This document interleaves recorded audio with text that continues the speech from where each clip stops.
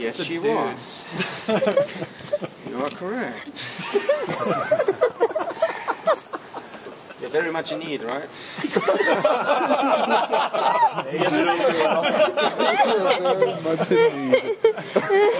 Oh. Lady right here. Take a look at her. She's dressed rich. She was very strong believing in the Catholic religion here, as you see. And come closer, because what you see here on her face, on her lips, that is a smile. And that is very unusually, because women back then didn't have anything to smile about. But she lived happily ever after, and was even portrayed in arts later on with that smile. Well, that good girl, she was called Petronella Strohmeyerin, as I have heard most of you are able to read and write. And she died in 1601. Well, and she was so rich, not because she was coming from Munich, no, she was coming from Nuremberg. But she married a rich Munich citizen. Well, that citizen that she married, he died already 2 years after the marriage. Of course, that was not the reason yet why she was smiling. No, it's the she bong was in the background. That's why she's smiling. Which one? Tell me. The smoking pipe behind. Oh, that is something different. I still tell you, yeah. Does not have anything to do with what you are thinking. No. She was not addicted to anything. Especially not to money. Well, her husband died there. She was in deep pain. And now she was also rich. Medicinal. And after another 2 years, she also felt lonely again. And so she said, I want to marry again. I don't want to be that little poor widow. Come on, you Munich citizens, offer yourself to me. And then at least 50 people offered themselves to her in the first year.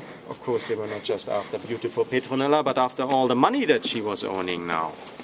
And that is now something where you can learn from that story, because she was very patient. And so she said in the first year to those 50 people offering themselves to her, maybe I'm not ready yet, come back next year. In the following year, only 20 people returned, still a lot to choose the right from. And so she did that for another 3 years, until in the 4th year only one person returned, still offering himself to her. And she, of course, did not know if he was still after the money or if he was in deep love with her. So she said to her future husband one day before the scheduled wedding that he should take a look at her last will, her testament. And he was able to read and write. And so he was throwing and going through the pages there, and he read all the wealth that you cannot even dream of. But then she said to her future husband, you must turn to the last page there.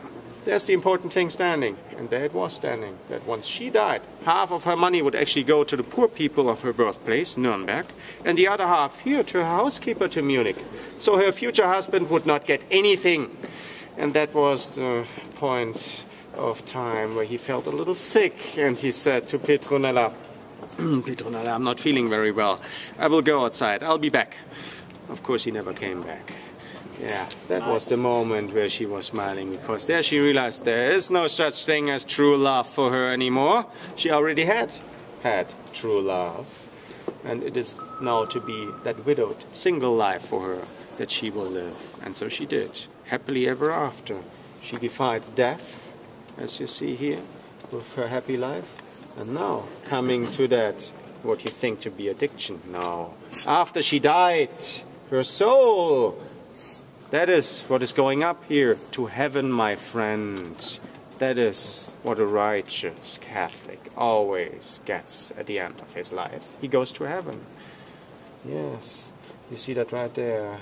So, nevertheless, Schlusslicht, we do it again. She defied death, and her soul went up to heaven. Thank you. Thank you. So, what do you learn from that story? Don't wait 5 years. Yeah, guys don't wait for girls that don't put out. I see. Wrong answer. We do have a strong ego, you know. well, take it easy. Just don't do anything too fast, maybe. But also not too late. Yes. Yeah. Otherwise, just marry poor, then you don't have those problems either. Okay? Not just you. Yes, all of you. Okay. Well, thanks for that holding of the candlelight, but you will do your task now again at the back of the group Schlusslicht.